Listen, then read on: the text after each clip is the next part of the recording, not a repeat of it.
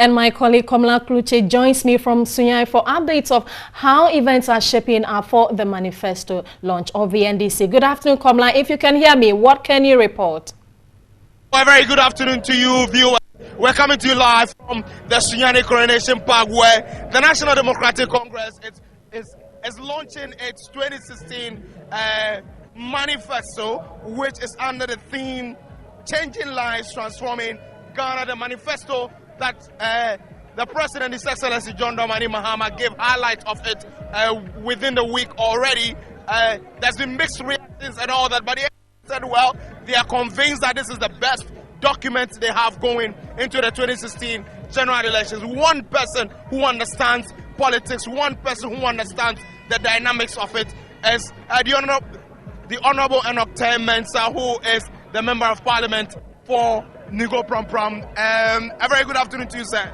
Good afternoon, and good afternoon to your listeners. A good opportunity to have you speak with us on TV3 for you. What is the most inspiring thing that you have seen about the manifesto so far? The manifesto is very inspiring because it's focused. The issues raised, I'm sure that you listen to the highlights. And from that, what happened during that period was a certain target group were met. And the highlights role. Now the president is coming to meet the rank and file of the party to go into some details with them. That's why we're here. And do you not agree with the critics who say, for instance, some of the targets or some of the things that the president said he was going to do in the manifesto are unachievable in a 4-year term? I mean, would you not agree with those who do not necessarily side with you that you are overly ambitious? Human beings want to be ambitious. Overly ambitious. But we are not inordinately ambitious, but we have an ambition. We set targets and we are going to work towards achievement of that target. You should set the target within your limit, and your limit is 4 years. As far as we are concerned, within the 4 years, the issues that we have put before us are achievable. You were one-time Minister of Employment, if my memory serves me right. Yeah. How do you think that this manifesto is going to solve the huge numbers of unemployment in the country? Unemployment is an issue which no government anywhere in the world can say that they can totally solve unemployment issues.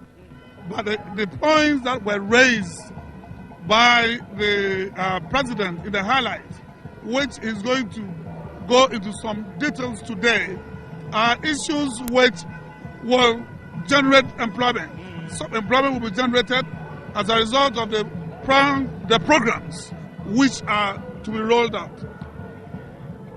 The president in 2012 promised a whole lot of things. He was unable to do them, and now he is asking Ghanaians to renew his mandate. How can Ghanaians trust that he is going to deliver in the next 4 years mandate that he is seeking when he has not fulfilled most of the promises that he's made?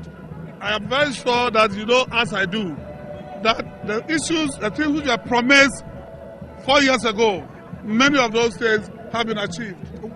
What are those? Oh, you're talking about the schools. You know the amount of schools which have been built. He promised 200, and so far 123 have been built, and others are work in progress. Built and in full operation, 123? Some are in operation. He admitted that 10 have been completely built. And that is the point that I'm making. And they've been completely built, the others are work in progress.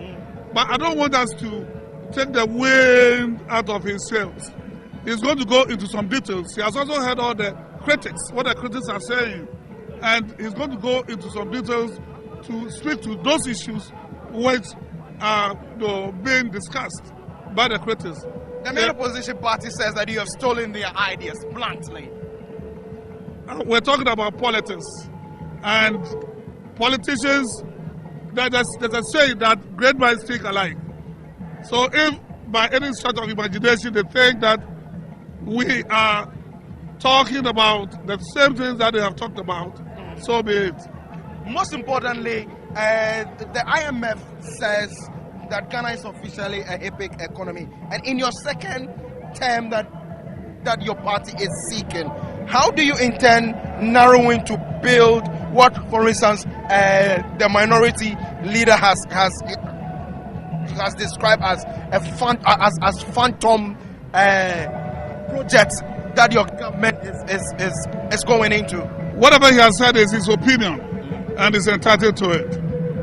I don't want to go into the discussion of those comments, but I think that is his opinion and is entitled to it. All right. Okay. I'm grateful that that is the Honorable Mensah, who is the Member of Parliament for